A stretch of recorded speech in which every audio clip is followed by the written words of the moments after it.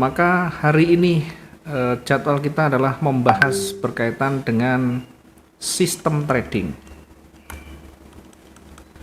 Berkaitan dengan sistem trading yang nanti prioritasnya tentu berkaitan dengan cara entry dan cara exit ya. Cara entry itu bagaimana menganalisa, bagaimana menentukan titik entry dengan tingkat probabilitas yang tinggi, tentu dengan melihat berbagai macam parameter yang menjadi dasar kita nanti. Kapan kita akan masuk, kapan kita akan entry, sehingga tidak terlalu lama kita menunggu dalam floating minusnya.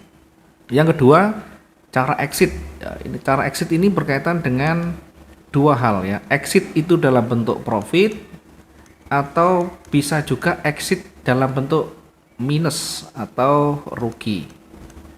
Semuanya sama-sama exit. Semua sama-sama kita harus tahu cara kita exitnya di mana. Kemarin dari sisi money management, dari sisi risk management sudah kita singgung, sudah kita bahas berapa toleransi kerugian yang bisa kita ambil, berapa batas pergerakan yang maksimum mungkin kita nanti akan batasi di situ. Kemudian berkaitan dengan exit dari profit ya, kita juga sudah batasi, kita sudah tentukan juga. Mungkin di sesi Asia kita mengambil 100, 150 sampai 200 oke. Di sesi Eropa kita mengambil 200 sampai 300 pip oke. Kemudian dari sesi malam ya, sesi Amerika dan Eropa, dua sesi yang bertemu, dua pasar yang bertemu, mungkin bisa kita mengambil target profit yang lebih tinggi di atas 300 mungkin seperti itu. Nah, itu adalah bagian dari exit ya, bagian dari exit ya. Satu, exitnya profit, yang kedua exitnya rugi. Kenapa rugi harus exit? Karena ada kalanya pasar itu berbalik dari yang kita rencanakan, dari yang kita analisakan, dari yang kita perkirakan, sehingga kalau kita bertahan di situ maka akan semakin bertambah parah kerugian kita, sehingga harus dilakukan cut loss, sehingga harus dilakukan pemotongan kerugian. Nah, itu nanti adalah bagian dari exit. Kemudian yang cara entry ini nanti berkaitan dengan analisa tentunya ya. Cara entry ini berkaitan dengan analisa, sehingga dari analisa itu nanti akan ketemu arah. Kalau arahnya sudah ketemu, arahnya sudah kita bisa perkirakan, maka tinggal kita menunggu sinyal konfirmasinya, baru setelah itu entry. Sehingga ketika kita sudah entry, yang kita sudah entrykan tentu punya potensi yang besar, punya tingkat probabilitas yang tinggi.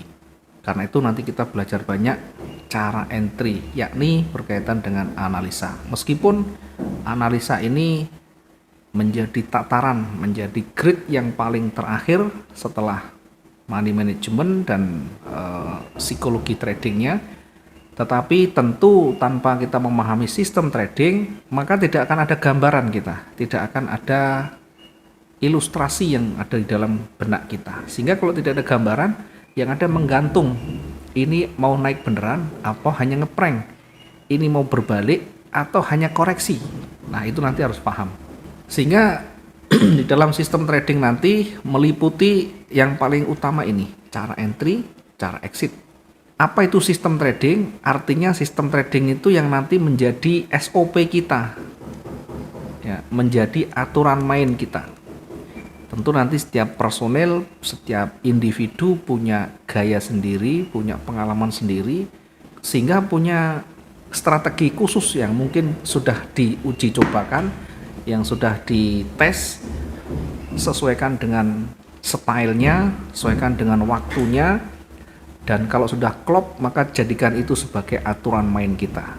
Maka di dalam psikologinya nanti kalau sudah punya sistem, maka belajar disiplin yang kemarin sudah kita sampaikan. Disiplin dengan aturan main kita.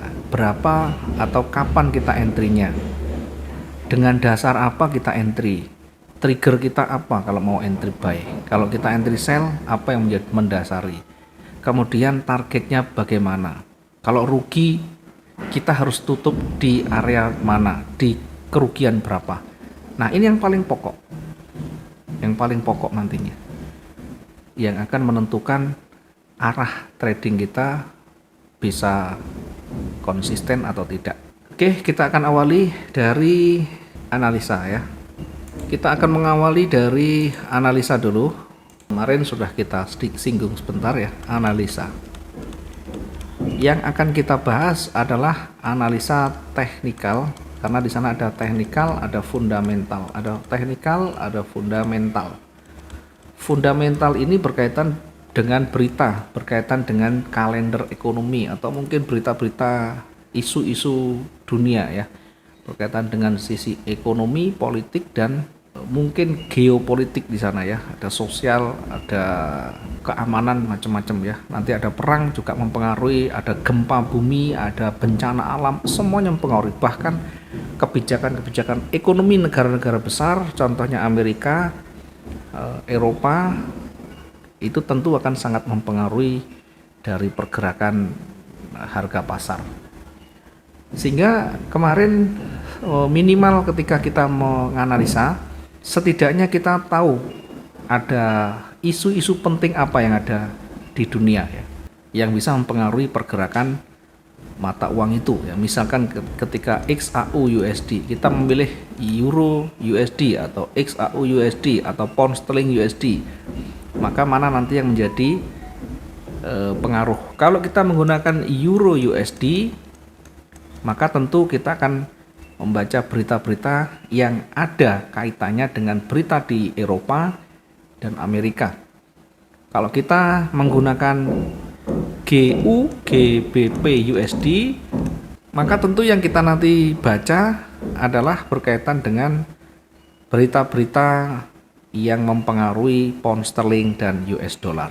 Kalau kita menggunakan XAU, maka nanti yang mempengaruhi adalah dari kebijakan-kebijakan atau perkembangan ekonomi yang ada di Amerika.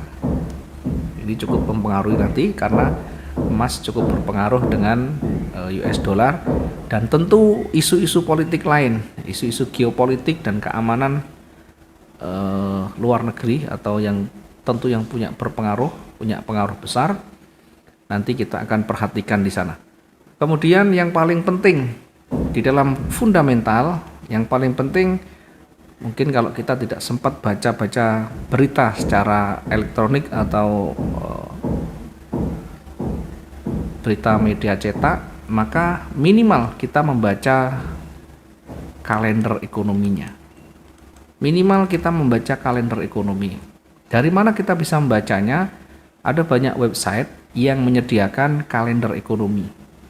Ada mungkin kita bisa membaca atau melihat di Forex Factory.com. Kita bisa membacanya di dailyfx.com, atau kita bisa membacanya di investing.com.